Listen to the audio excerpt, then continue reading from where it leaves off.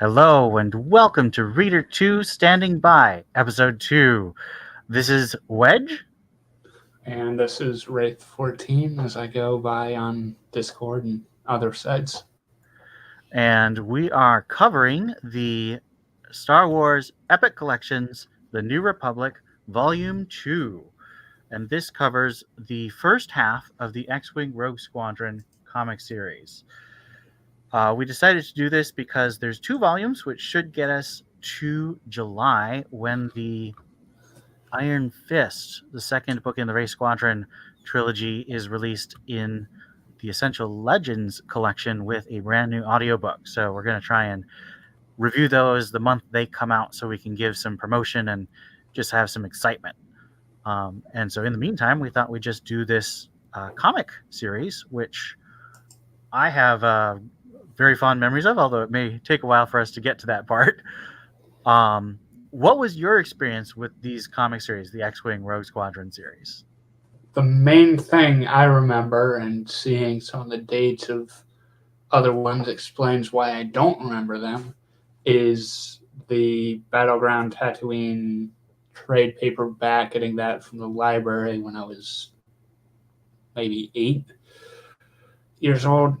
Read some of the other ones, but that was the one that was the most memorable. I mean, when you've got TIE fighters getting blown up on the cover, it stands out.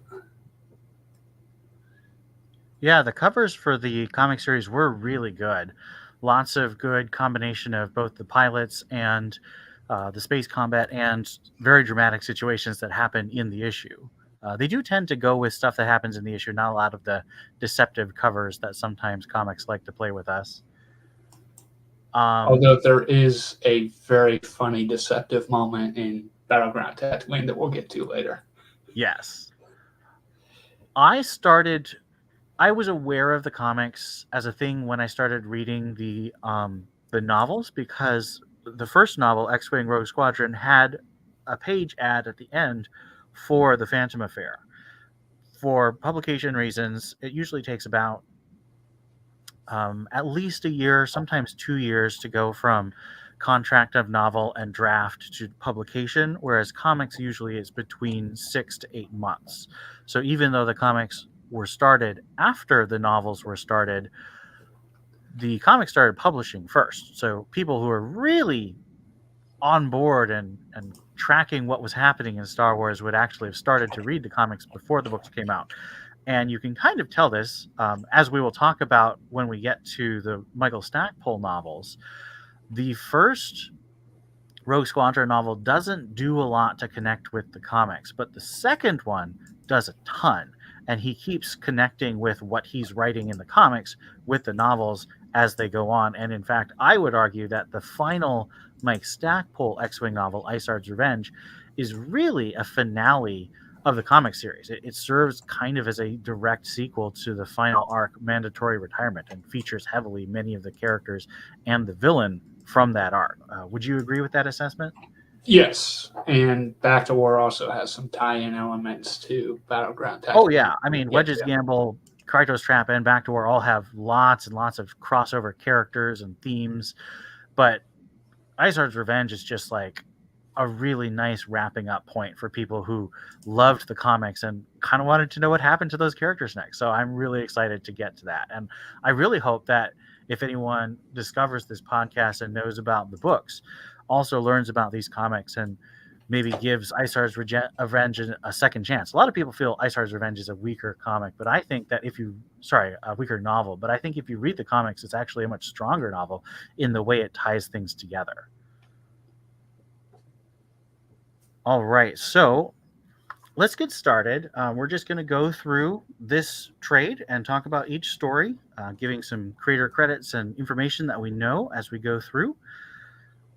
The first story is actually one of the Star Wars Tales. Star Wars Tales was a comic series that basically had like 3 or 4, I think maybe even sometimes 5 short stories in every issue, and they were only sort of in continuity. Not all of them are supposed to be something you take literally the same way you would take maybe one of the novels or something. Now, I'm not going to touch the whole canon or tiers of canon, but Tales was always meant to be kind of loosely canon. And I think that's really important for this one because in this story, it takes place a few days after Endor, and Wedge is doing random patrols and runs into what feels like the entire Executor Star Destroyer. And with two other pilots, one of whom gets blown up and the other one doesn't. And we've never heard of either of those other two pilots before. So, giving creator credit, this was written by Brett Matthews, art was by Adrian Saibar, and colors were by Guy Major. And I actually really like Guy Major as a colorist. He did my favorite Batgirl series back in 2009. And his colors here are good. The art by Adrian Saibar is not my favorite. What's your take on this comic? It's a tricky question. It's like you said, the continuity didn't really line up. It did bring in kind of an interesting element with, well, you mentioned the guy who dies in the letter, which is somewhat mimicking an event from Wraith Squadron. That if you've heard our podcast on that, you know what I'm talking about. If not, and you hadn't read the book, you should do that. I won't spoil it, but yeah, I mean, the whole Executor thing was bizarre. I just cannot buy that much of the Super Star up. Destroyer would be intact after crashing into the Death Star. And then the Death Star blowing up. Right. Plus, isn't it like the same time frame as Truce at Bakura? Yeah. The next comic we talk about will actually deal with that Bakura thing, but this comic is just random. Like, Wedge should not be doing this, and definitely shouldn't be doing it with two randos that we've never heard of before. And this really doesn't change anything. Like, and there's this weird thing where Luke shows up at the end and they have a sandwich together. And it just feels incredibly generic. And Luke is talking about how he's done being a pilot, and yet he's back in the other comics, some of them in this collection. Yeah. That were written before that Tale story. Yeah. So, all in all, I would give this one kind of a meh rating. I didn't hate it, but it's just like, why did they do this? Brett Matthews, by the way, I mostly know him because I think he wrote an episode of Firefly, and he wrote one of the comics, or a couple of the comics for the Firefly TV show. I don't actually know anything about the artist. All right, let's move on to our next story in this collection. That's Rogue Leader.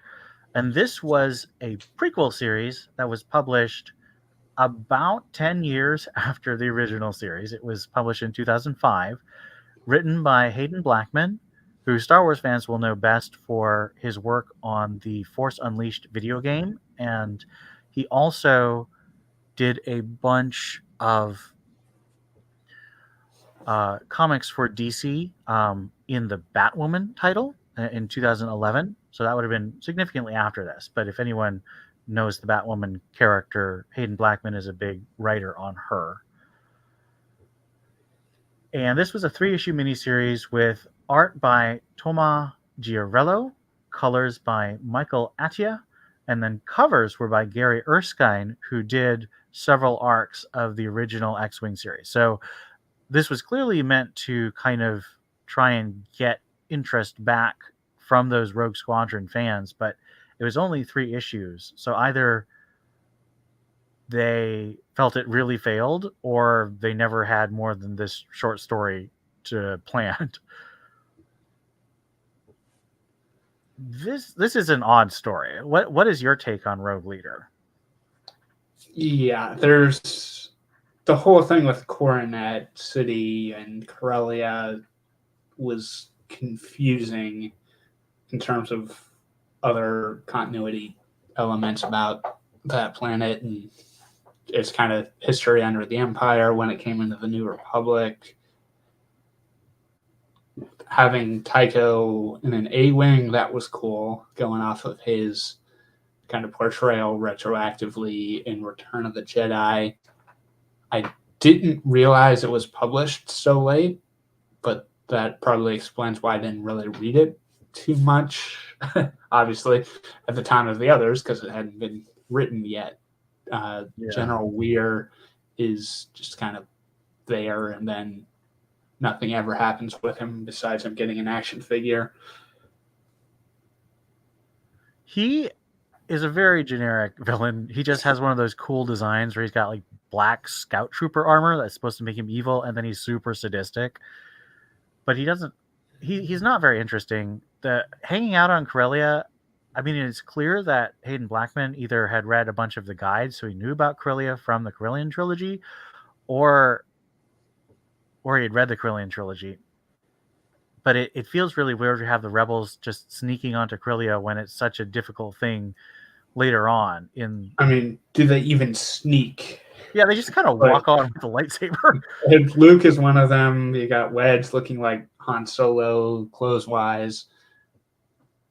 And then in Adamar, he mentions how he can't go back to Corellia because he's famous. So that was strange, especially when I realized it was written so far after all those novels.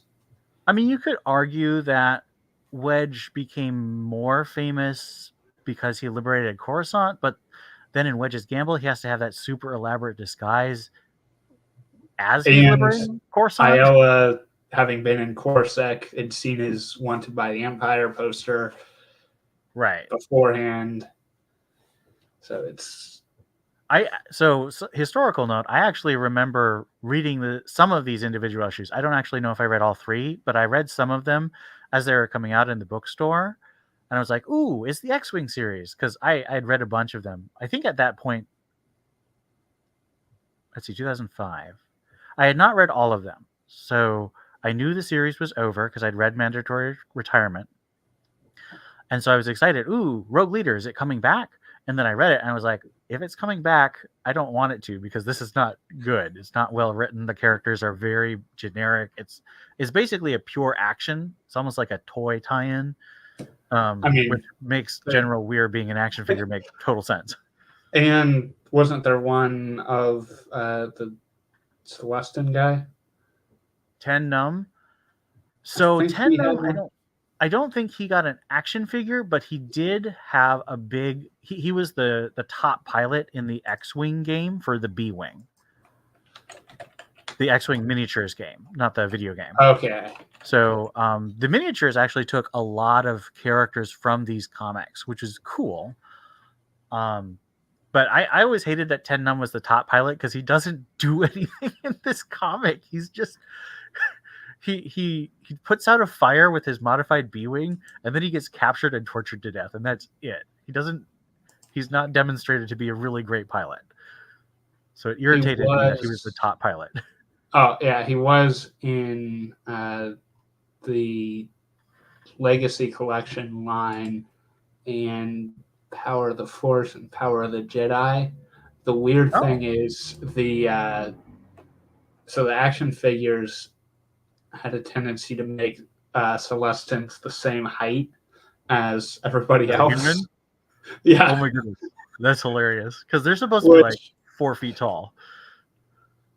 Yeah, in universe, that's not how they were. Well, actually, them being so short is actually a big help in Starfighter cockpits, because it means they don't feel as squished.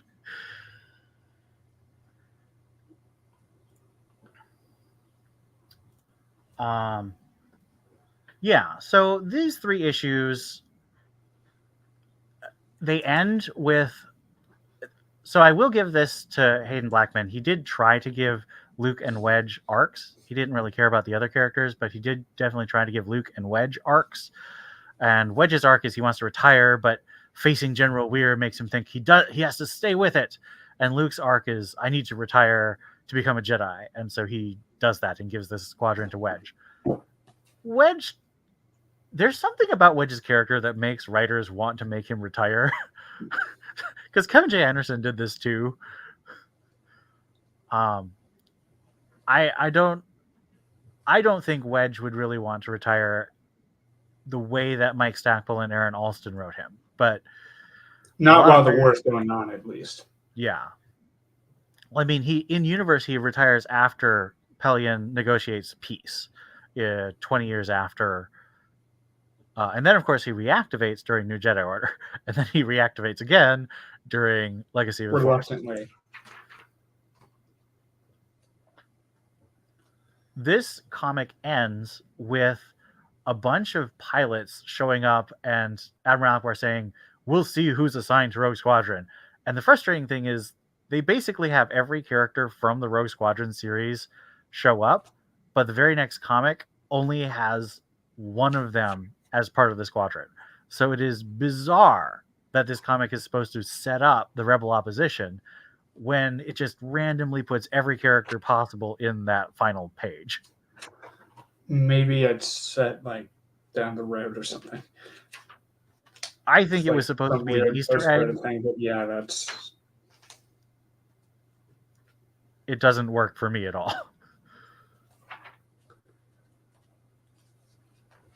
So moving on to the last non-Rogue Squadron comic book, and we will have much salt dropped here. Well, are we doing the Rogue Squadron special? Oh, that's right. My bad. So next in the trade is the Rogue Squadron special, and for some reason, well, I mean, so I understand timeline-wise, it makes some sense to put this here. This was actually published about halfway through the first arc. It was sort of like an annual.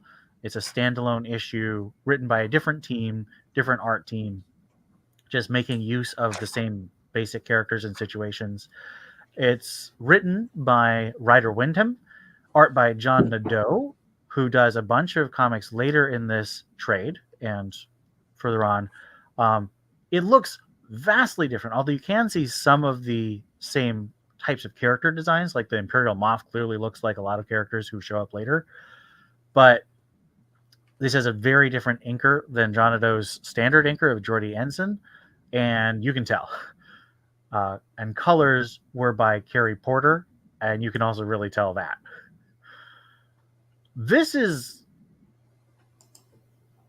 It starts with a space battle of the Rogue Squadron liberating a planet from an Imperial base, and Wedge blows up a tower that falls on the base, which destroys all the TIE fighters, but the tower was super important to the people of the planet, so everyone's really mad. And Luke has to tell the story of Wedge Antilles, but it's just what he does in the movies, so it doesn't pay any attention to anything else. This was obviously written after Truce at Bakura, and I think they even reference Bakura, but they don't say that Wedge... They don't show anything from Bakura, which would have actually been pretty cool to see him fighting dinosaurs in little triangles. But nope, it's all just movie stuff. So it's basically the history of Wedge from the movies, told by Luke Skywalker, with very, in my opinion, inferior art quality, even though I really like John Nadeau. I think that inker really just screwed his art up. Yeah, it seemed to me, without all that behind-the-scenes knowledge, it's something for people who hadn't really remembered who Wedge was and were getting into the comics to be like, hi, this is who Wedge is in the original trilogy. Yeah, I feel like someone who picks up a comic saying X-Wing Rogue Squadron probably knows who Wedge is. Probably, but if they're trying to get like people who just see new Star Wars comic and mainly know the movies, that would help get them up to speed pretty quick. Yeah. This story, I would say, feels just really disposable because it gives you no new information. And it basically has no real characters. Again, it's almost like a kid playing with toys. Ooh, here's my X-Wing toy. I knocked down my Tower of Blocks and all the TIE Fighter toys. It's silly. But it doesn't make me mad. Unlike other things. Speaking of comics that make me mad, Star Wars Tales number 23, short story titled Lucky, written by Rob Williams, who I believe this is the same guy who later wrote the Suicide Squad for DC Comics in Rebirth. Art was by Michael or Michel, I think he's French, Michel Lacombe, and colors by Will Glass. And this story was published in 2005, which means it has absolutely no excuse for the continuity issues it creates. So this is a story of Wedge as a young man working as a smuggler who's dating the daughter of a rebel leader, and the Imperials come in and they start a fight. The rebels kill the initial Imperial squad, but then the Imperials bomb the entire planet, and Wedge's girlfriend dies, and then he joins the Rebel Alliance. It is incredibly generic, incredibly obnoxious, and I will continue this rant after I let Wraith14 have a chance. Yeah, I mean, he has enough reason to fight the Empire, in my opinion, especially with what we see in Phantom Affair.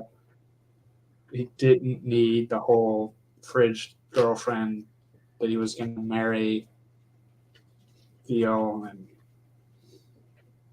yeah, and that girlfriend is one of the things that really irritates me, because we know from the Starfighters of Alamar, which is one of the best X-Wing novels, and in my opinion, one of the best Star Wars novels ever written, that Wedge didn't have a lot of romance in his life before he met Ayala and then Kwisatz. And so giving him a lot of random girlfriends kind of ruins that emotional development of his story. Now, Mike Stackpole did say that he dated some women, and he shows one of those women in Mandatory Retirement, but that relationship clearly goes nowhere. And we'll talk about another semi-romance later in this episode. Go ahead. Yeah, I was just going to say maybe romance could have been. Yeah, it's kind of a semi-romance. Like, it's clear that the team was trying to hint at chemistry there, but again, didn't go that far, and definitely did not go nearly as far as this Mala romance. So, which also, Mala is the name of another character in comics, although I think that's Malla and short for something that I don't remember. Isn't that one of the Wookiees? Well, it's somebody Chewie knew. Right. Maybe I could be remembering something wrong. But anyway, it also ends with it not being clear whether Mala survived and was just taken prisoner by the Empire, or was she killed there. Wedge doesn't know. But then he never tries to find out after that story. And you would assume he would have. Yeah, it is a messy story, and there's nothing in the story that I think makes it unique to Wedge, which means I think they should have given this to Hobby or even Wes, although I think it would be a little too tragic for Wes. But there's plenty of other been enough. Yeah. So in my heart, this is definitely not a canon. It's not a canon comic. The one thing that I found slightly interesting, and I'm reaching, I'll admit, is so in the story, the Empire bombards the Corellian moon Gus Talon. And so, not that it would have been intentional on Austin's part, but in universe, that could have been an inspiration for Corellian Mendanos' Talon Squadron. But I'm reaching a lot there. Yeah, because basically what would have to happen for that to make sense is Wedge would have had to tell Wes and Hobby, which I could see because Wes and Hobby are some of his closest friends. And then Wes and Hobby would have had to tell Min about that. Well, I think Min would know if on a Corellian moon got bombed.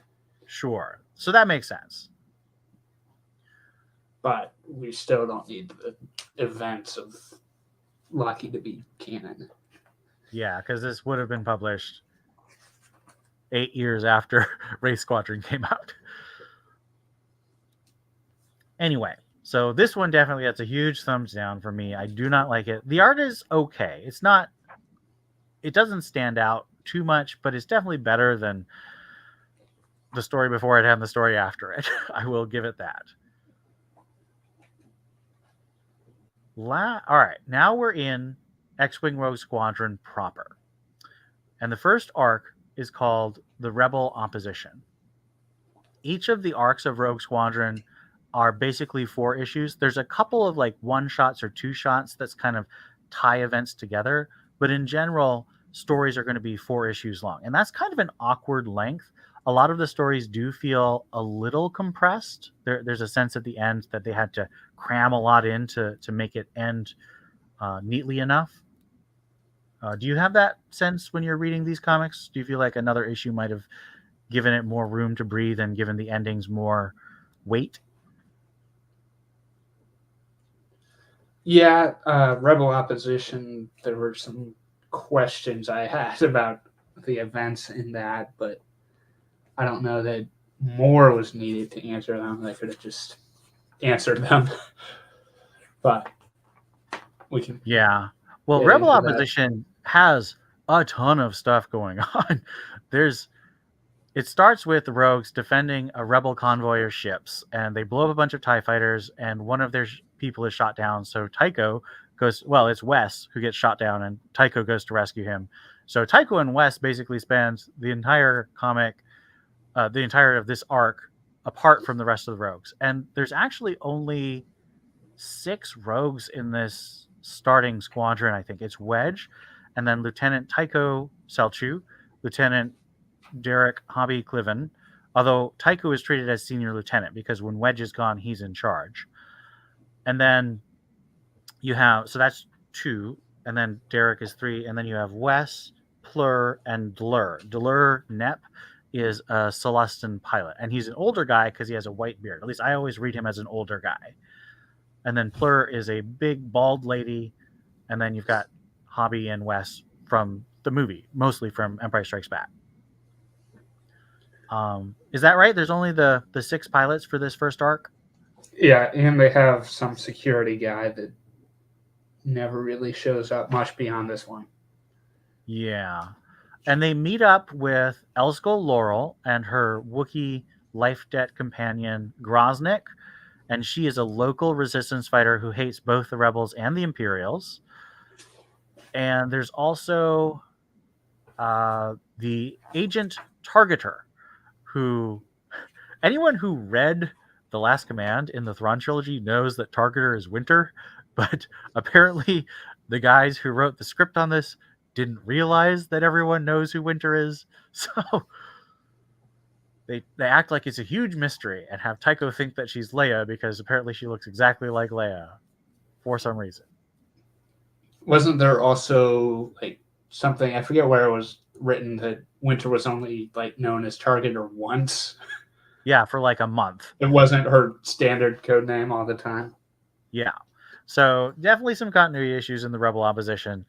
There's too many plots. There's this Moff who's working with the rebels to make the rebels look bad and sees his own power as he like becomes independent from the Empire. And then there's Elskull and her family who all got killed, and her Wookiee, and they hate everybody.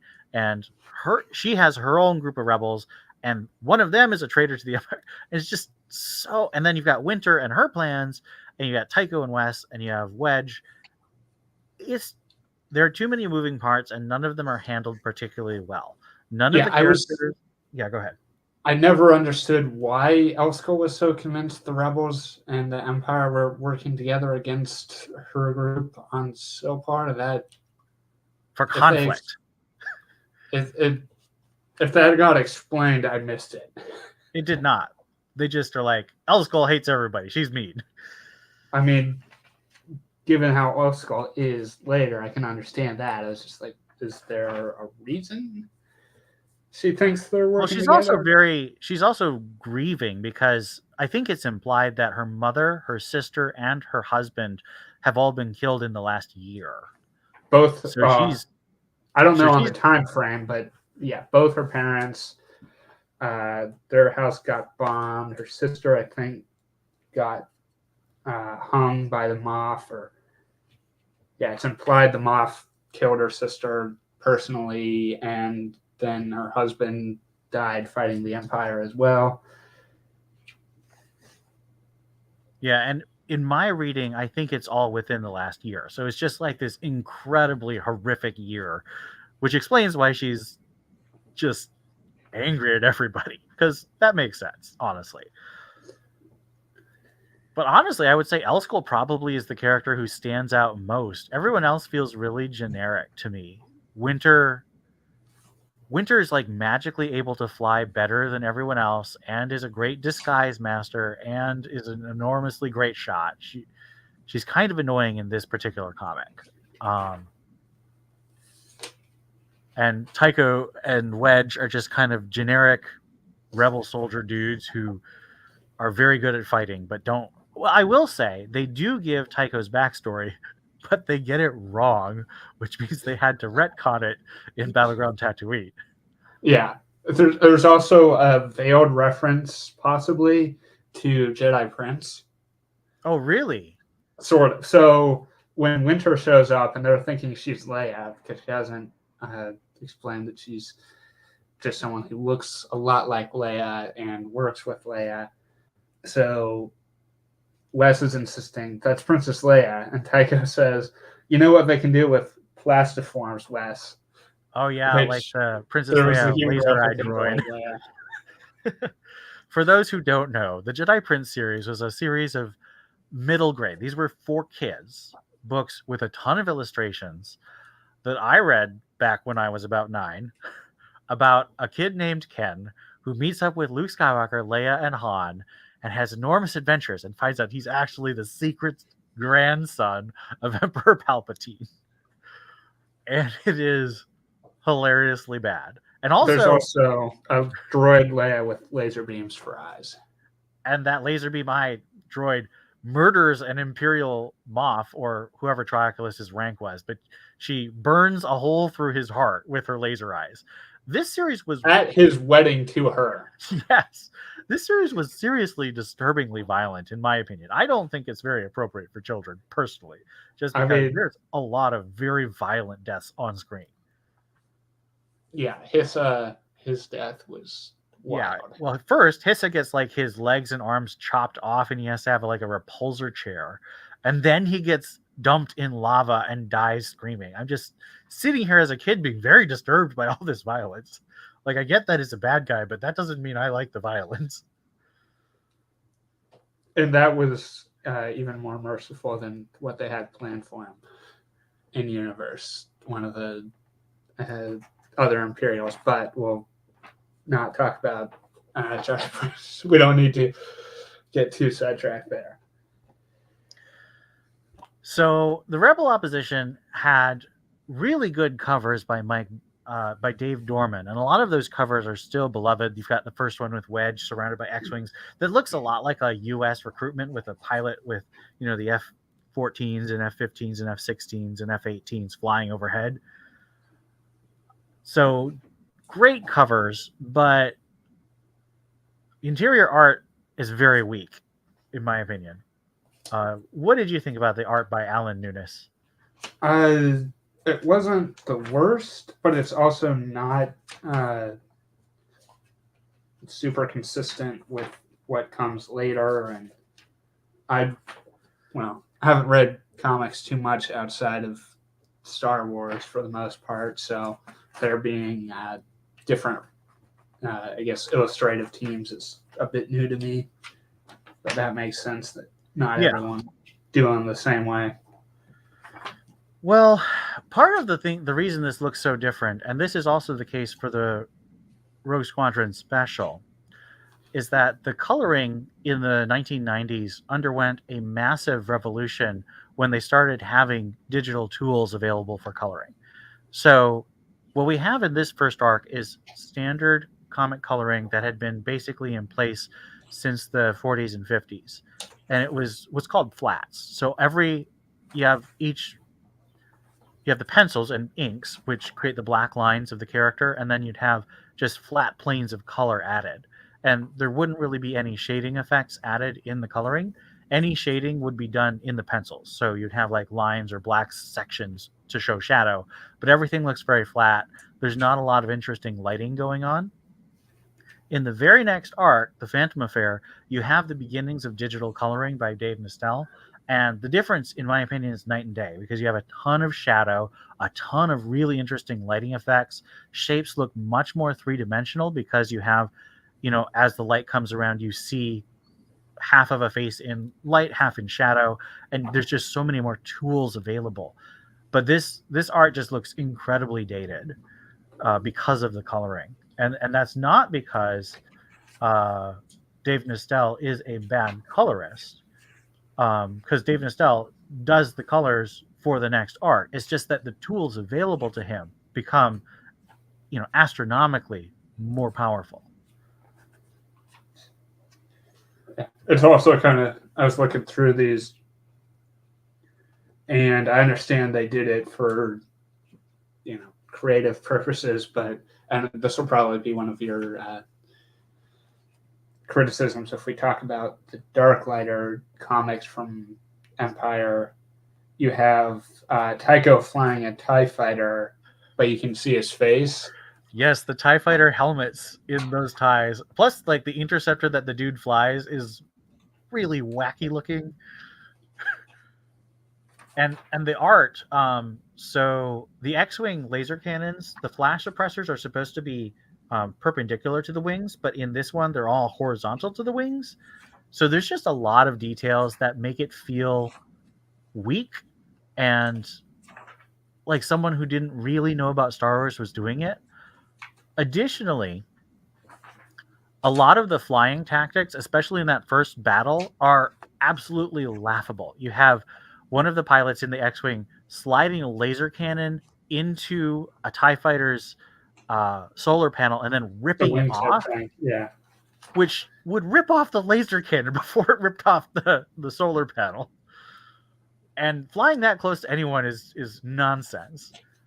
And then you have another X-Wing doing a corkscrew maneuver and creating enough turbulence that the TIE fighters behind him crash into each other. I understand the logic of what they're doing, but this is not the kind of piloting maneuver that anyone who played the X-Wing games or the Rogue Squadron game or read any of the books would be familiar with. This is, again, feels like people playing with the Star Wars toys rather than having any real thought of how this would work. There's also the bit where Tycho is in lead, is disguised as an Imperial, flying in front of all the other Imperial pilots, and just like announces, "Surprise, I'm a rebel," with all their guns pointed at his ship. Yeah, Tycho in this book does not come off as very smart. You could have waited, done that when you were behind all of them. Indeed. No. Or below them, because he does do that thing where he's like, I'm flying low to prevent them from seeing me. I'm like, maybe you announce then and do a surprise attack from underneath. But no. It's also strange that at the end, Elskull is suddenly like, let's put this guy on trial. The Moff who killed her entire family. I would have definitely expected her to just shoot him in the head on sight. Especially given what we see from her later in the series and, of course, what we see in Back to War, where she's very ruthless, at the very least. I think it's telling that the Rebel Opposition never got a trade paperback release. It was only ever released in the Dark Horse omnibuses and then this epic collection.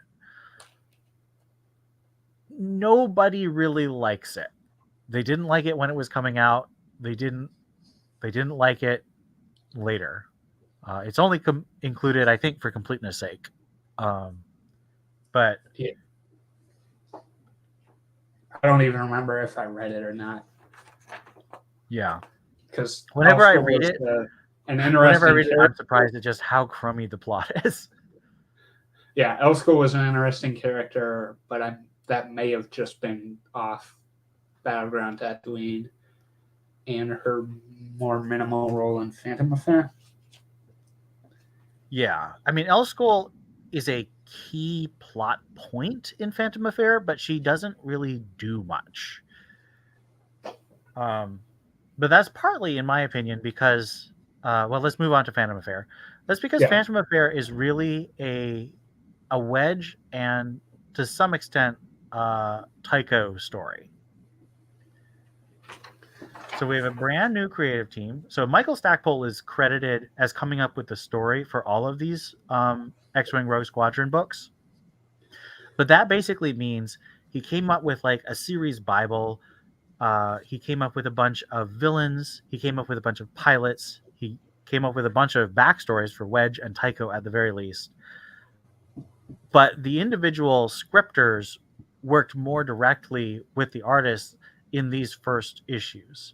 And you can tell this because when Stackpole talks about things like Phantom Affair, he mentions that, oh, the scripter decided to put the backstory of Wedge in, which to me indicates that Stackpole basically provided a bunch of puzzle pieces, but the scripter was doing a lot more of the writing work, which explains why each of these arcs really varies in quality and emotional impact. Now, Phantom Affair, I think, in my opinion, is the jewel of this entire trade. And I love it so much that I actually bought the individual trade before the Epic Collection came out because the omnibus, I had the omnibuses, but the omnibuses were much smaller. So I wanted the full art size. So we got the trade. And I still love the Phantom Affair. It is, in my opinion, the definitive backstory of Wedge Antilles, and it's part of why I dislike both Lucky and Wedge Antilles in the Rebels cartoon in the Disney canon, because this backstory with Wedge losing his parents is just so powerful. And I will grant Jason Fry, who I'm not a fan of Jason Fry as a writer, but when he wrote From a Certain Point of View, I think Empire Strikes Back, he put this backstory back into Wedge's history. So Wedge's parents dying in this fire, saving people, is again part of the Disney story, whether or not anyone pays attention to that. That's neat. I didn't. I never got around to reading the first two From a Certain Point of View in full. So that's, in my opinion, they are not worth it, but that is my salty, not Disney fan opinion. well, I've had them checked out from the library for several months now, so I don't have much of an excuse for not reading them, but cost isn't the reason. Well, I should give the credits for the Phantom Affair. So Phantom Affair was scripted by Darko McCon. Art was by Edvin Bukvik for the first 3 issues, and then John Odo did a little bit of fill-in, and then Gary Erskine did the 4th issue. Colors for all 4 issues were by Dave Nostell. Covers were by French artist Matthew Laufray. The collection cover was by Edvin Bukvik, who did most of the interior art. Bukvik is also perhaps better known because he did the 6 issues of the Last Command comic adaptation. And you had a comment, Wraith14, that Elsko looks like a young Mara Jade, and I think that's pretty appropriate since Mara Jade was also drawn by Bukvik in The Last Command. So yeah, there's also, looking at like the first page, is a scene where somebody from an Imperial and like the crew pit is turning to say something to the captain. I'm like, that image looks just like one from the Chimera's bridge in the comics. Yeah. I think that there is so much detail packed into every page of this comic. It is clear that Bukvik really cared about design. The design for Mrist is fantastic. You got these weird lumpy trees, and it starts with these little kids watching a space battle in the sky. And there's just a lot of carefully thought through ideas, plus a ton of Easter eggs. Like you've got George Lucas in one scene, and you have all the creative team showing up as various characters, always background, so it's not like a main character. Plus, it's not what's his name from Attack of the Clones that was played by Lucas. No. It was actually George Lucas in one of the crowd scenes. And I think that this is just such a huge step up from Rebel Opposition, that it makes sense to me that they started collecting the series with this book. It's intensely emotional. Each issue has a real structure to it, so it begins and ends with different narrations. There's each ending scene for each comic has a real emotional hit, whether it's Tycho being saved by a ghost Jedi or Wedge being taken into custody by the academic and imperial authorities, and then bombers hitting the city. Like there's just so much care taken to make every part of the story have more impact, and the characters have so much more weight. Even though I would say that Delur and Plur, Hobby, and Wes don't really have a ton more character. They stick out a bit more, I would say, than they did in Rebel Opposition. And Elskell definitely has that very emotional scene where she talks with Wedge, and you have that hinted romance between them. And Tycho, of course, very interestingly, Tycho in the X-Wing novels is a very cool and controlled and calculating and really brilliant character who is just a perfect officer and also has a lot of compassion and tragedy in his backstory. But here he's a brawler. His first main scene is he just gets into it with a bunch of people who are claiming that Endor never happened, which reading this in 2024, a lot of conspiracy theories flowing around the internet, it felt very prescient.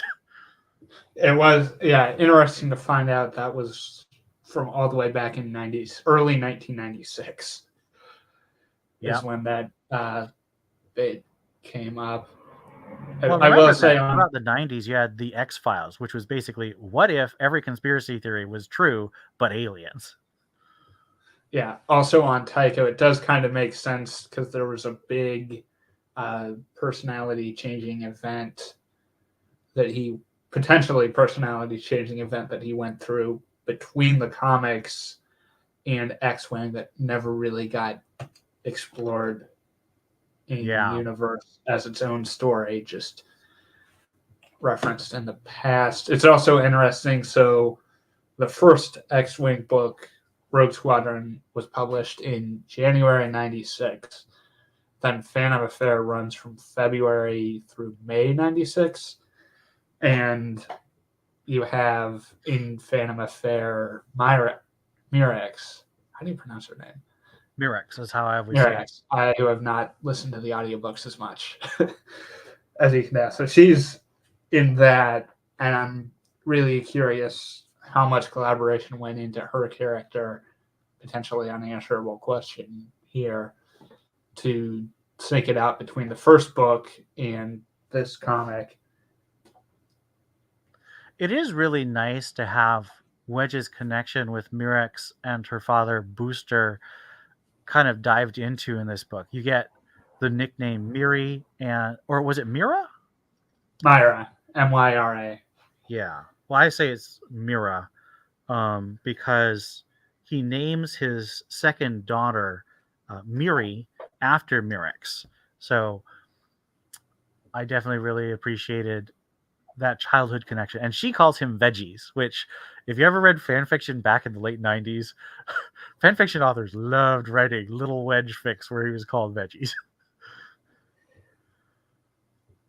Didn't really last to the modern day, which makes me a bit sad, but it is a really nice bit of warmth and connection between them. Plus, of course, you have the powerful scene where Wedge, probably around 15 or 16, has to listen as his parents sacrifice their lives as they basically blow off the part of the space station they're in to prevent it from blowing up the rest of the space station.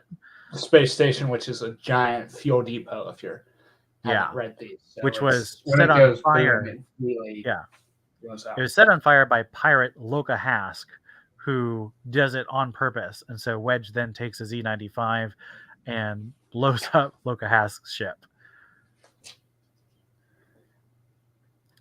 And you have that's a good point to introduce Loka Hask, who is our main villain for the story.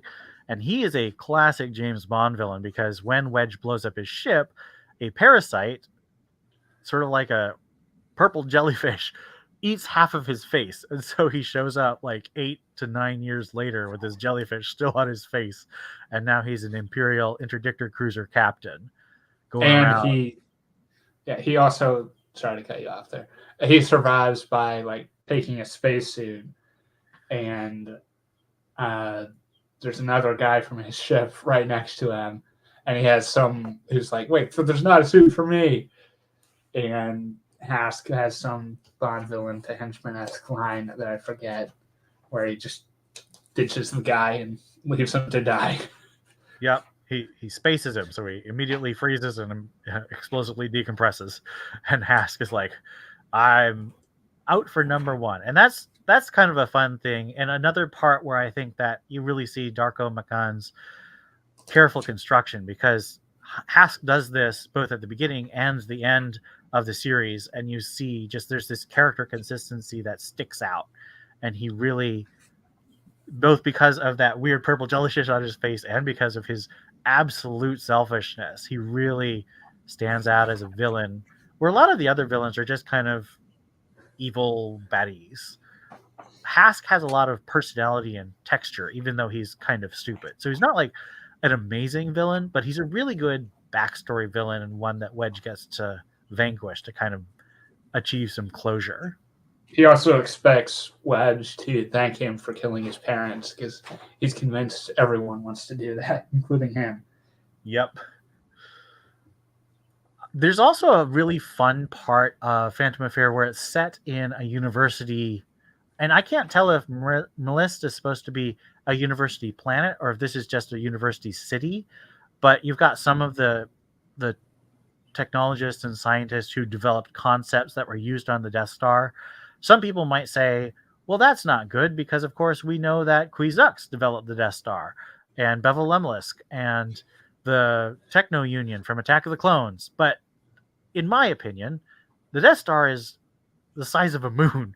There has to be a lot of different technological innovations to allow the Death Star to be constructed. So I am not upset about two of the scientists in this story being very upset that their work was used to make Death Stars, even though they're not part of. Their specialty is like artificial gravity type things. Right. So just that component. Yeah, doing artificial gravity on the scale of the Death Star is probably different than trying to do it on the scale of the Imperial Star Destroyer, because I'm sure that the Death Star itself was massive enough that it had a bigger gravitational impact, so they had to work within that, you know? And Wedge isn't around the people who are like, wait, I may help make the Death Star. Oh, no. So he wouldn't have experience with them when Kui has that realization. They're also blue and somewhat bird-like. Yes, but they're small and clearly not hot, so no worries about Wedge dating one of them.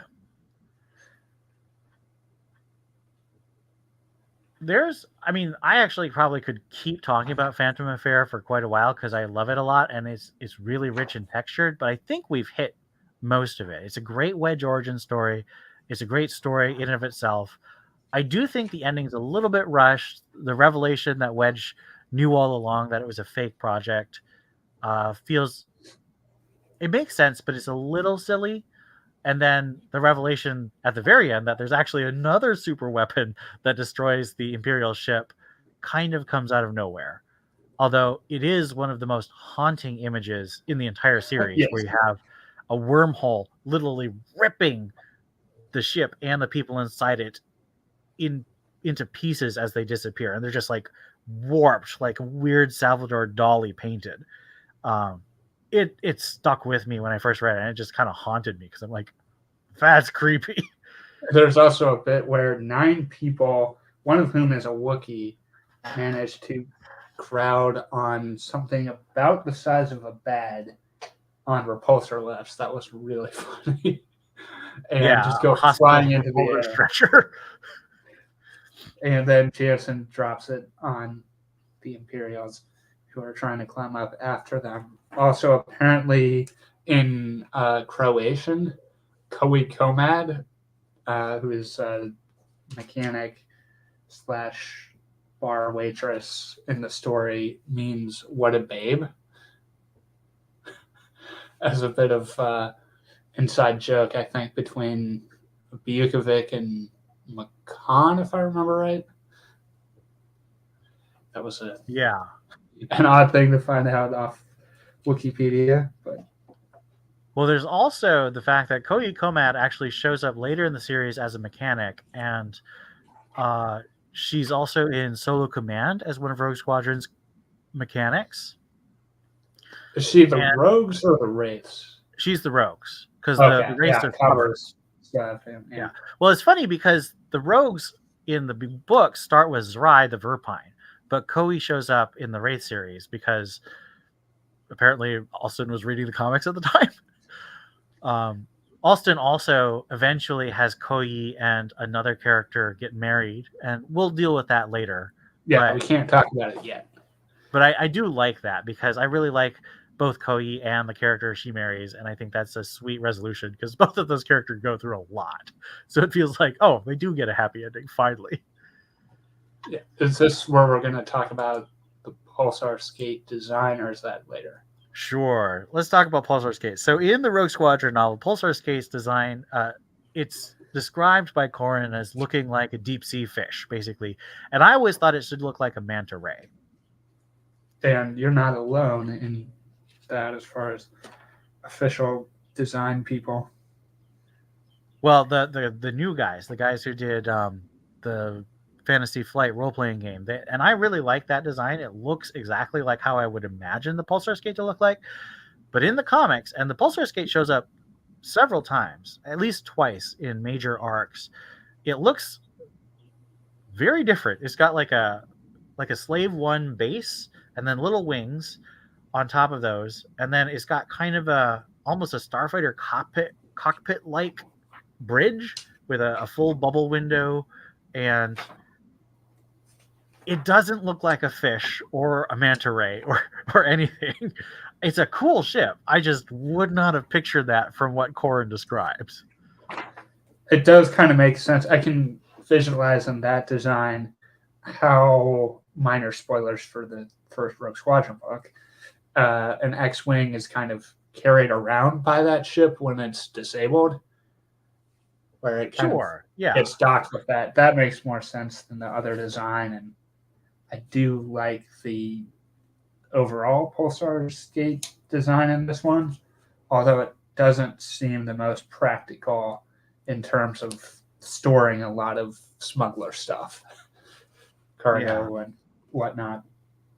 And one of the reasons I haven't resold the original trade is because it actually contains schematics by Darka Makan, Edvin Bukovic, for the Pulsar Skate. And even though I still think the design doesn't make sense according to what it's supposed to be, although I guess maybe it's supposed to be like a skate attached to a shark, and that's the idea that Bukovic was going with.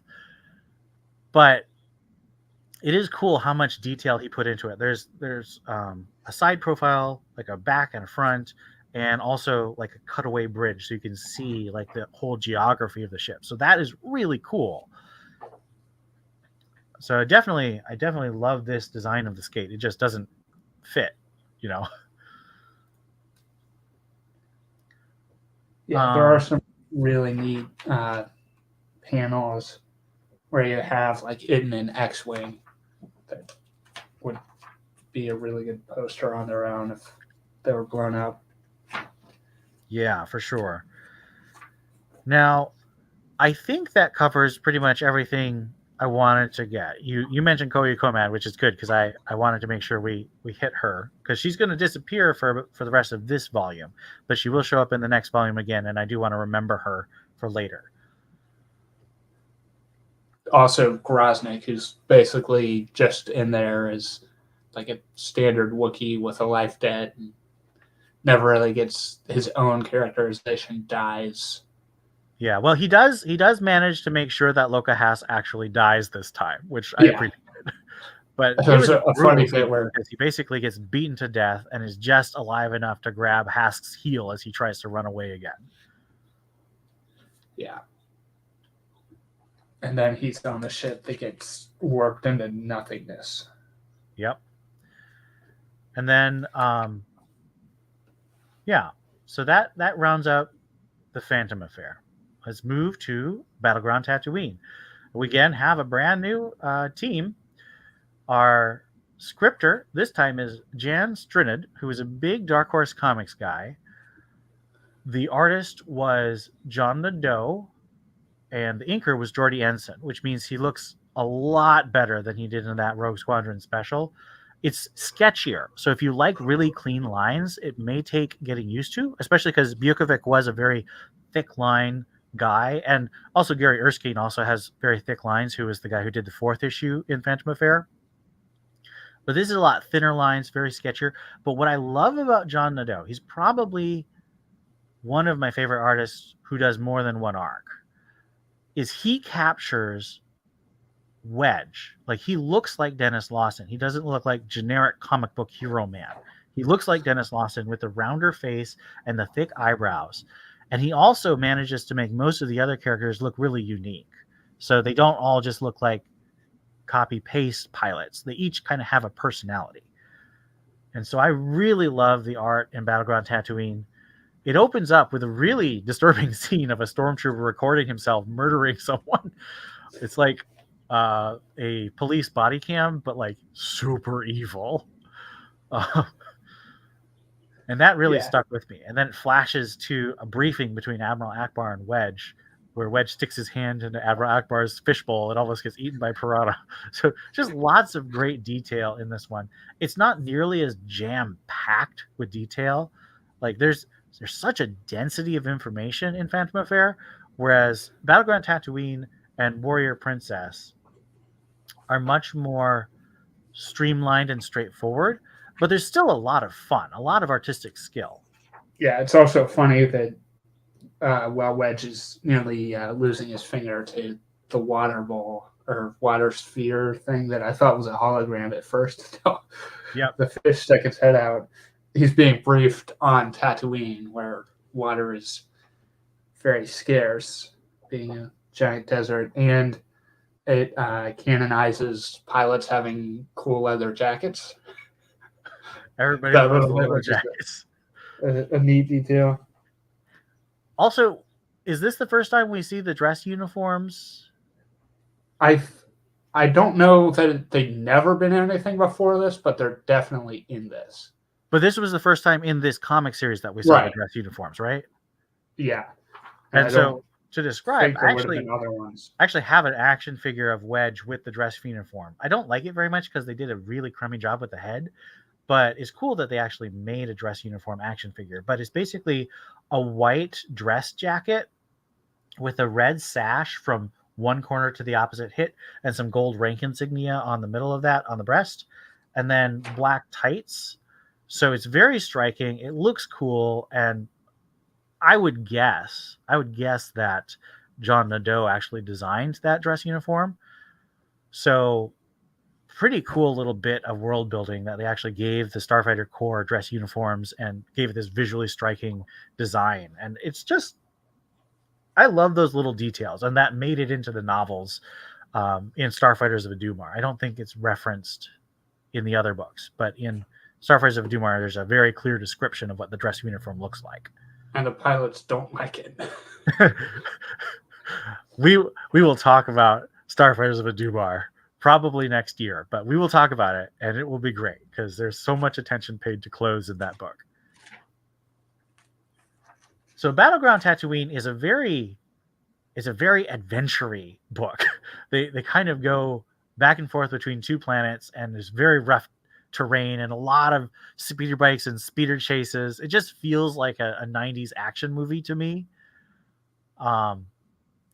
And honestly, the main plot's a little forgettable. There's like this secret base that they're trying to find that has a bunch of ties and a bunch of weapons. And so there's an Imperial and the New Republic team of Rogue Squadron, and I think there's also local Tatooine crime lords who are trying to take over from Jabba. So there's this three-way race to get the weapons. None You of the have bad guys really have that much personality, in my opinion. Yeah, you have Huff Darklighter, who's the father of Biggs Darklighter and uncle to It says very Gavin hurtful from things about Wedge and him yeah leaving in A New Hope, which is a from great the character X-Wing moment. book. And he comes up again in the Back to War Mm-hmm. in a way that really ties into this. Yep. And I would say that this sticks out in my head more for character work on Wedge, Elskull, and Tycho. And I would say that these first three arcs really mostly focus on Wedge, Tycho, and Elskull. They're the ones who have the most to do, and it makes sense because Wedge is obviously in command, Tycho is second in command, and Elskull is the new Not girl. following command. Yeah, she's the hot shot. She's a cop on the edge. But she really has a lot of personality. But this arc actually has her disobeying orders twice, leaving the squadron to pursue suicidal plans to attack the Imperials. And Wedge has to fire her from the squadron because he can't have someone who doesn't watch her wingman's back. But he links her up with this Imperial team who is betrayed by their commander, and so they go rogue and decide to basically track down dishonorable Imperials. So he links Elskull and these ex-Imperial Special Forces, and they form their own guerrilla army, basically, using a lot of the weapons that they recover from this cache. They're basically human Klingons in Star Wars.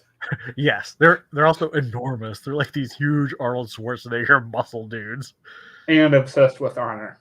My Yes. captain has no honor. You could definitely hear Michael Dorn playing that dude.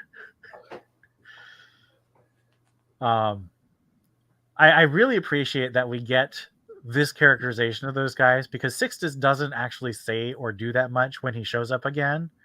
So it's nice to have this background. You kind of get more. It enriches reading Back to War, in my opinion, if you've read Battleground Tatooine. Definitely.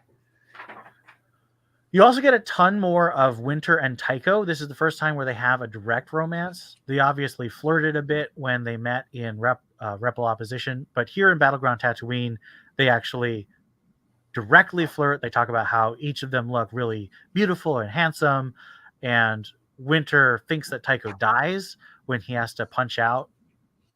And so there's this scene where she thinks he's dead and she's crying and she realizes she liked him, and then Wedge says, "Oh, he's alive," and Winter socks him. And then she gives Tycho a kiss, and that's really sweet. After having said she would, is a bit of this is our cover type thing.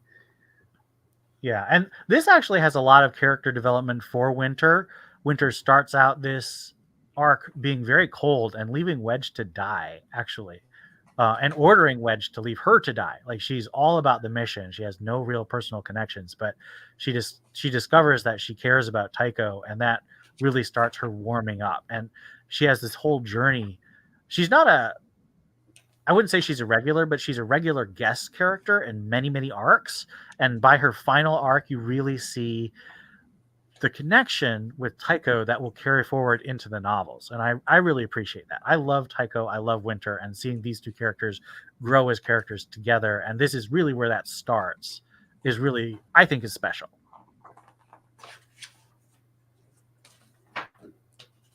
Yeah, I was going to say something, but then it slipped my mind. Yeah. Well, if it comes up again, just let me know. Any other thoughts on Battleground Tatooine? It's more straightforward, so I don't have quite as much to say, but it is enjoyable. There's this really funny bit where they make it look like Wedge and Winter died. Oh yeah, very brutally, like they're burned to skeletons by firestorms. But it turns out to be all one big simulation, which you can kind of see where the simulation began. Yeah, knowing where it happens, you realize what's going on, but it was really jarring when I first read that. I was like, whoa, Wedge just died. Wait, how? He's in later books. Oh, so is Winter. Yes. And then, yeah, they also have a funny bit. So it's a simulated mission to try and grab this golden object On that the surface involves, of Ryloth, which yeah, one of the reasons why, and this is not because I think Clone Wars, the cartoon, is a bad series. This is not a statement of quality. But Ryloth in the Clone Wars is this like lush, normal Earth world. But Ryloth here in these X-Wing comics and in the Young Jedi Knights comics and the X-Wing books is a brutal planet where you can only live on the meridian. It's tidally locked to the sun, so one side is always hot and one side is always cold. And the hot side has these enormous firestorms caused by the sun radiation just catching everything on fire. And that is just such a great adventure planet that I kind of just don't like the fact that Clone Wars Ryloth is just kind of boring normal planet. there's also, so in the simulation, there's a bit where they're trying to get this globe, and you have to sacrifice one of your 2 team members to do it. And so the Imperial guy, something, he gets the globe, and he's like, "Yeah, victory!" And then after they die, and it gets revealed to be a simulation, the Twi'lek guy judging it, it's like, well, maybe it was a test of sacrifice. And Simpson's like, "What? This is no, it's not what you said." And then it turns out that Sir's they pulled them both out. Yeah, the rebels are like, "So we won?" No, I was just making a point. But now, remind me, is that the guy who gets sucked out of the space station, or is that someone else? I'm not sure what you're talking about, but the Twi'lek guy, Koshak, he shows up again in Back to War. Okay, so he doesn't die, but there is a guy. So remember the space station that they capture in Krytos Trap, and it becomes their base in Back to War. Like there's this story that a Given was negotiating with the former boss of the station, and the dude got sucked out. Yeah, through a tiny hole by accident, of course. No, so well, accident. I think it was implied that the Given may have killed him. Yeah, I was definitely using air quotes there. I just don't have my camera on. So in Back to War, yeah, Koshak is the guy that like Taldira scolds, and is when there's maybe no, he's in Krytos Trap. That's what I'm thinking of. Taldira is the one who's like, warriors should deal with warriors. Taldira is a fun character. I'm looking forward to talking about him when we get to Krytos Trap. Yeah, I forget who it was. I know what you're talking about with the station now. But yeah, that was somebody else. Yeah. Okay, this means I'm going to have to edit, so I'm going to do something. Cover your ears.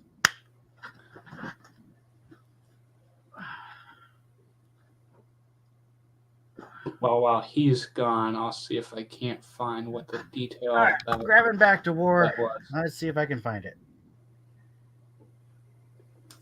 When did they get the station? Oh, okay. Oh, is Valsil Tor is the Twi'lek. So it was a Twi'lek, but it wasn't Koshak. So it's not this fat guy who gets bribed and is terrible.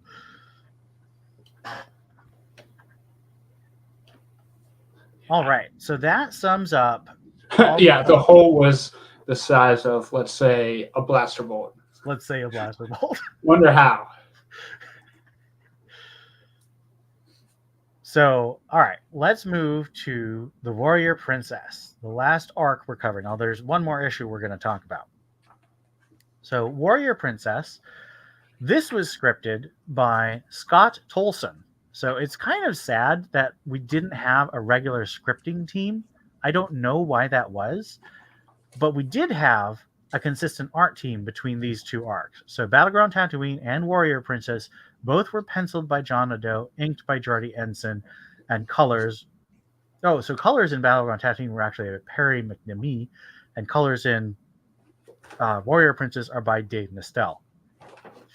Covers for both of these arcs were by Mark Harrison. And Warrior Princess is basically Anastasia but with X-Wings.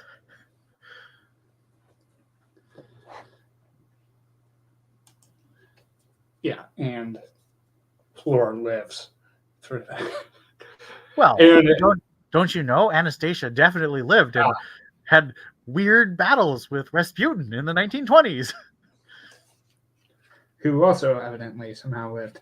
Yeah, it also has one of the most bizarre, out of context images of Star Wars comics. Yes, if anyone ever talks about how they hate the expanded universe, they almost always bring up this panel of Darth Vader playing with toy X-Wings and TIE fighters with this little like 6-year-old boy.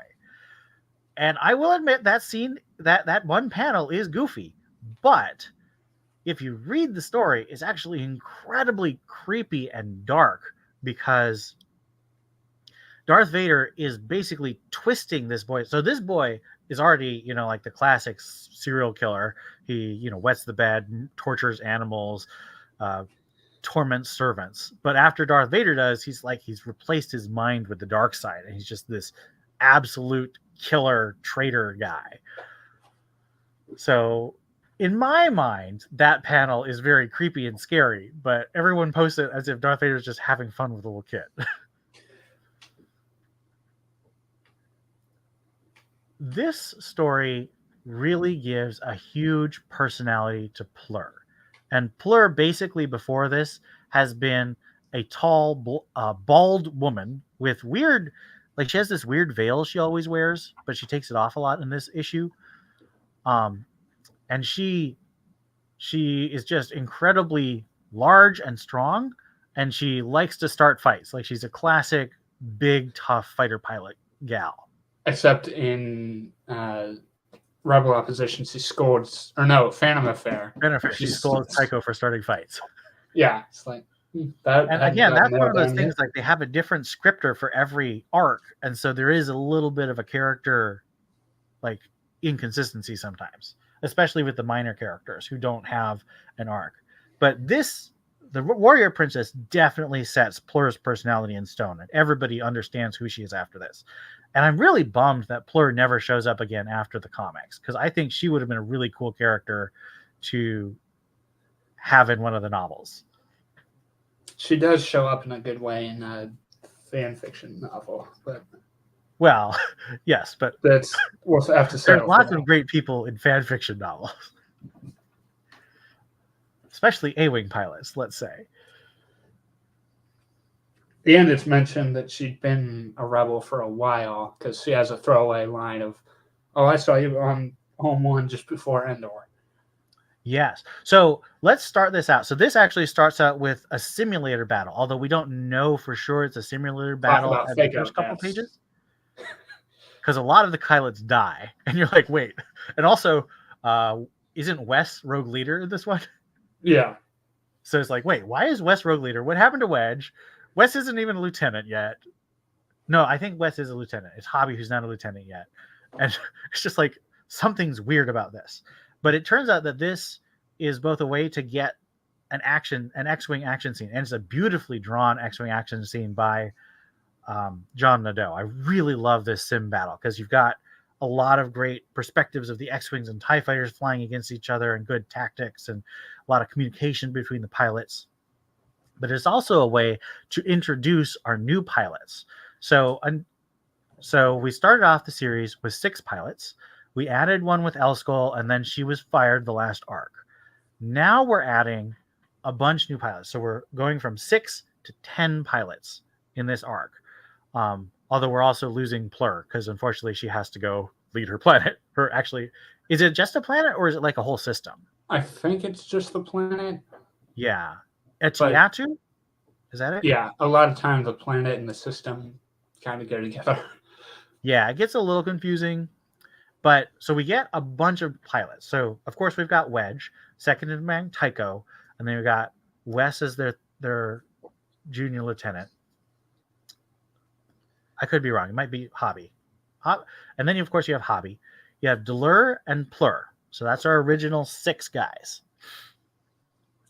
Then we add Harrian, who she's a Bith, right? Yeah, looks like it. Not. Yeah, she looks. Yeah, she's a Bith. So Harrian is a Bith. She's a programmer who helps set up the Sims. And that's pretty much all she does for the rest of this comic. So don't. Yeah, she comes up later, along with some of the others. They pop up here, but you don't really get to know them until. So we're adding 4 pilots in Volume 2, like Phaelus. Yes. So we have Harrian. She's a Bith slicer. Phaelus Ardeal, who is a former Imperial. She didn't go to the academy, but she trained with Imperials, and she feels a little insecure about that until Hobby says, well, I went to the academy, no problem. As long as you're loyal to the Alliance, you're great. And so I liked that. That gives her characterization, even though she basically doesn't do anything for the rest of the comic. Nrin and Ibtissim. And they get a lot more character because Nrin Vakil is a Quarren, which is the squid head guy with the tentacles. And Ibtissim is a Mon Calamari, and she's a blue Mon Calamari, so she stands out, and they don't like each other. They're very cranky. Ibtissim thinks that the B-Wing is better than the A-Wing, and Nrin is like, no, B-Wing is better than X-Wing. And Nrin is like, no, X-Wing all the way. And then Nrin... They're both wrong. The A-Wing is superior. Correct. So the A-Wing is clearly the superior fighter. And I forget, was it Nrin who was on the side of the nobles, and Ibtissim is on the side of the partisans? Like they have all these political arguments, and you get the sense that they just don't like each other. Although hilariously, Ibtissim does hug Nrin when he saves them, because Nrin gets shot and knocked into the river, but because of course he's a Quarren, he can survive in the water, and so he sneaks up and is like very commando-y and rescues the rest of the rogues from a stormtrooper garrison. And somebody has a line of like, they're either going to fight each other or they're going to be on a union pact within a week. And that is definitely a relationship that we will continue watching. It's one of the strongest and most interesting relationships that go through. No spoilers, but it definitely goes very dramatic places, and I like it. But I would say Nrin and Ibtissim are probably the standout new rogues in this arc. Yeah, Nrin was pro-monarchy. What? Nrin was the pro-monarchy one. Yeah, the pro-nobility monarchy guy. It's just like, this is a very complicated situation, because again, sort of like the first arc, but I think handled a bit better because she gives a lot more personality to the different faction leaders. You've got the nobles who used to collaborate with the Empire, and now they don't like the Empire. So they're kind of very out for their own interests. And then you have the partisans, who are led by a guy pretending to be Plur's brother. And they're very violent. And then you've got the Imperials, led by Moff Leonia Tervira, who anyone who's read I, Jedi will definitely remember her. And then, of course, you have the rogues. So you've got 4 different factions all intermeshing and fighting and making alliances. And some of the nobles are good, some of the nobles are bad. And eventually, it all winds up with Plur taking control of both the partisans and the nobles, kicking the Imperials off, and deciding that Plur is going to rule and reform the government to be representative of the people. So it's kind of like taking the best of both political sides. At least I think that's the intention. Yeah. And I kind of wish we'd gotten a little more, because there's characters like the Count, who is technically married or affianced to Plur since they were both children, and he really loves her and she doesn't love him. And it's funny because Plur was actually flirting with the rebel commando from Battleground Tatooine, and that also continues. So even though she mistakenly beat him up. Yes. So I don't know if she's trying to set up a harem or something, but she is a princess. And now the Count has a really cool looking headhunter. Yes. And he's a good pilot too. He pulls the step on the gas and let him shoot by and then blast him from behind. Trek from Top Gun. In general, I'd say that this arc is really memorable for the introduction of the new rogues and for really digging into Plur's backstory and giving it a lot of weight, but it gets a little bogged down. I think they probably should have taken out Moff Tervira, quite honestly. And I understand that she's supposed to be the representative of the Empire, and that gives it that Empire versus Rebels flavor, but she's the least interesting part of this series and the most confusing. Like the whole fake prince controlled by a ring, in love with Tavira and pretending to be a partisan leader, that was a lot of plot twists, and they don't really make a lot of sense to me personally. So I think if you'd taken out Tavira, that would have made more sense. It would have given more room for Plur and her character and the various nobles and the partisans to actually have a sense of continuity. Or you could have taken out the partisans and had the Empire be a straightforward bad guys, and that would have given them more room to be developed. But I think there was one too many factions or one too few issues, and I feel like there's so much in this, and I love so much of it, but it does feel like it's a little confusing at the end. But I still really enjoy it. So it's definitely not me saying it's a bad arc. Just that I think there might have been a bit too much in it.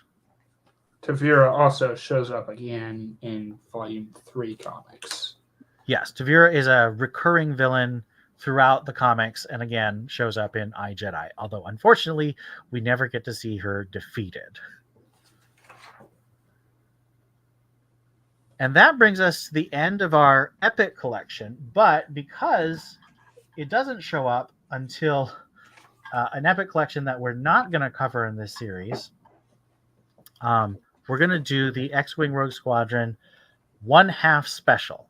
And this is a short comic written by Stackpole, scripted by Mike Barr, who I believe also wrote a bunch of Suicide Squad, but back in the 80s and 90s is when Barr did some Suicide Squad stuff.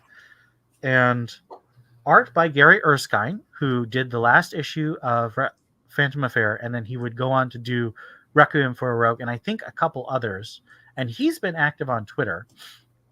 And if you ever, ask him about the X-Wing series, he's very fond of that series and loves talking about it. So I have a great fondness for Gary Erskine as an artist, even though, as we will talk about next issue, he stands out for specific reasons.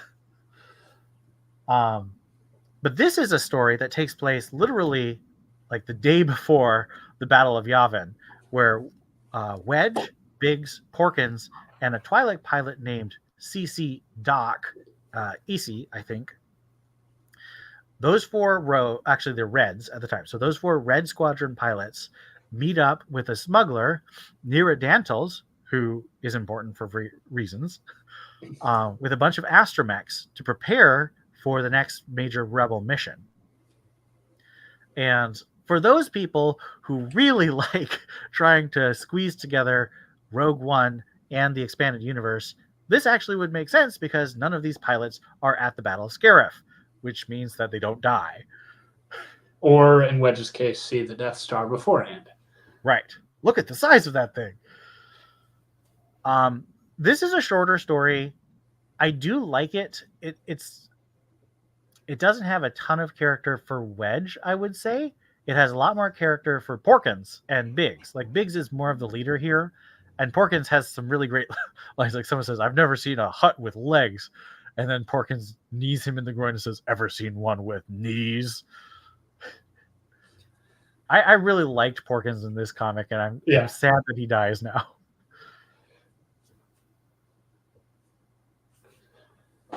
Yeah, and since you're wondering, well, I never saw her in the opening, but All Wings Report In scene before. Well, actually, that's the Return of the Jedi line with the Red and Gold Squadron counting off. Doc dies in the 1/2, where she has to. Her ship's already damaged, so she doesn't have a hyperdrive specifically, so she can't get away. So she crashes into like 3 TIE fighters to give the rest of the Reds and the freighter with the astromechs time to escape.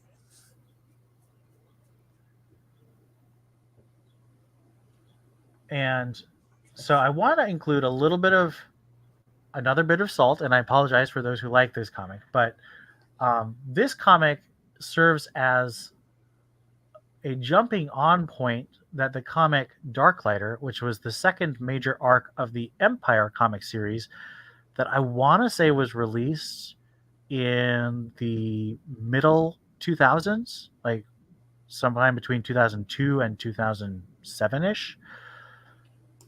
And the character of Nerodantles, the smuggler pilot who gives them the astromechs, becomes a major character in Darklighter and is actually a love interest for Biggs. And of course, that makes her sad because he dies. Spoilers for A New Hope. 2003, it looks like. Go ahead. I was saying it looks like it was published in 2003.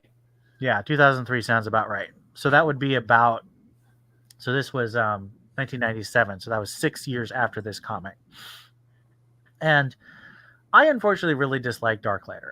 And that's for two reasons. The first is Biggs' training in TIE fighters makes no sense. They basically say they have like ChatGPT flying the TIE fighters for the pilots. And I'm like, what? And there's the whole thing of you can see their faces again. Yes, and they have this weird thing where TIE fighter pilots apparently have helmets without faceplates, which is important because in the books, you find out that TIE fighters don't have self-contained atmosphere. So they have to have fully sealed pilot suits so they can breathe and not decompress in space. Also, in Rebel Opposition, a TIE fighter has an ejection seat, which TIE fighters definitely don't have ejection seats. So the other thing that I get really annoyed with in Darklighter is they retcon Hobby so that he now is he allergic to Bacta? No, he can't be allergic to Bacta because he's been approached for sponsorships.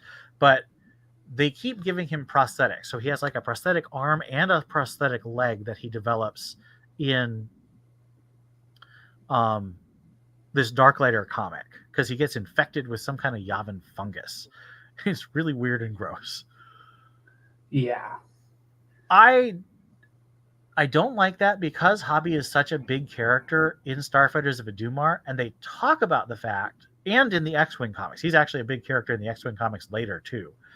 And they talk about the fact that he crashes and he's been injured, but they never talk about the fact that he has 2 artificial limbs.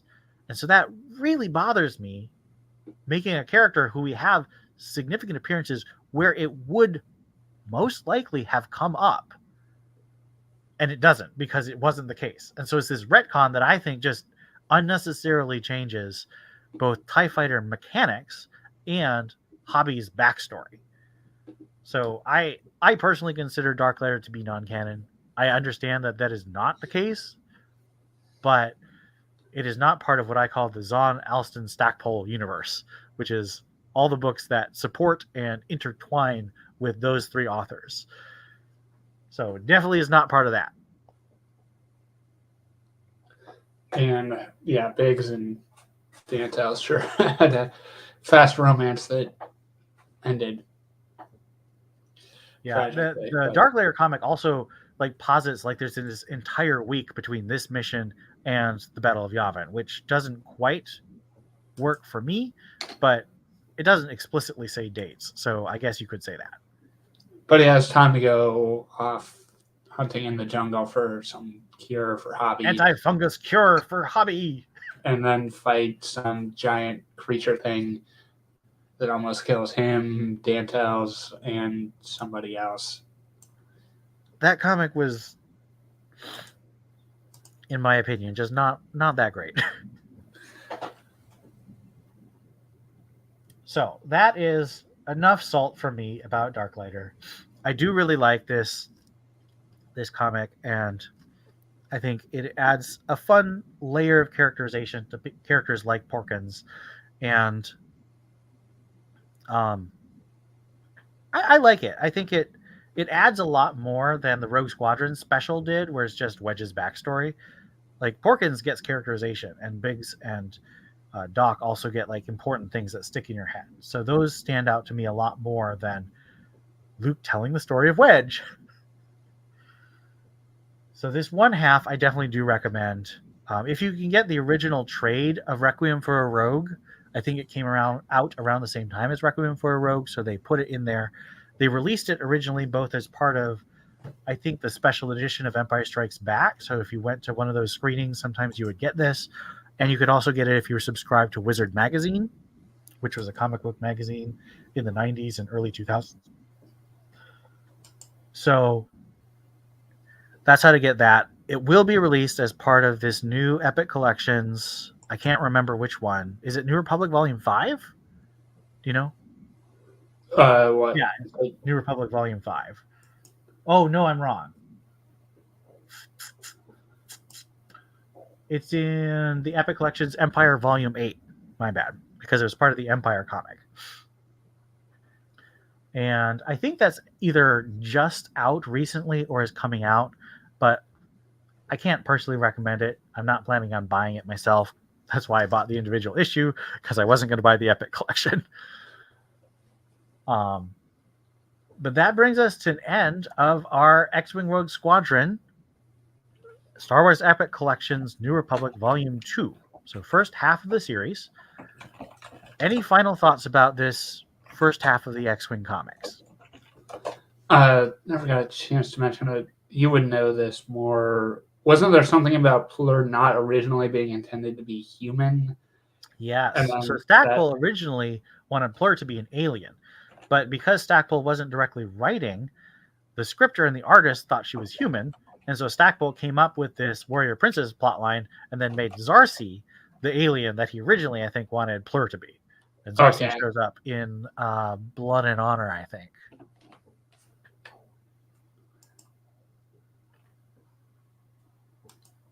But yeah, so the complexities of multiple people touching multiple parts of the comic lead to some cool things. I really think Warrior Princess is a worthwhile story to have, and I think Plur is a great character. So I'm glad that ended up in her having this story, even though originally that wasn't the plan.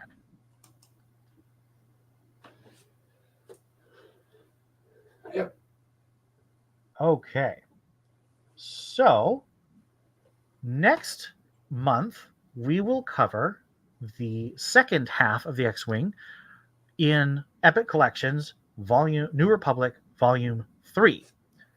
So I do recommend Volume 1. It has the Mara Jade by the Emperor's Hand comic, also by Stackpole, but that's definitely not X-Wing related. So I just say, go read that. It's really fun. If you like Mara Jade, it's very enjoyable. And it's by Zahn and Stackpole. More continuity lined up Tales stories also on Mara Jade. Yep.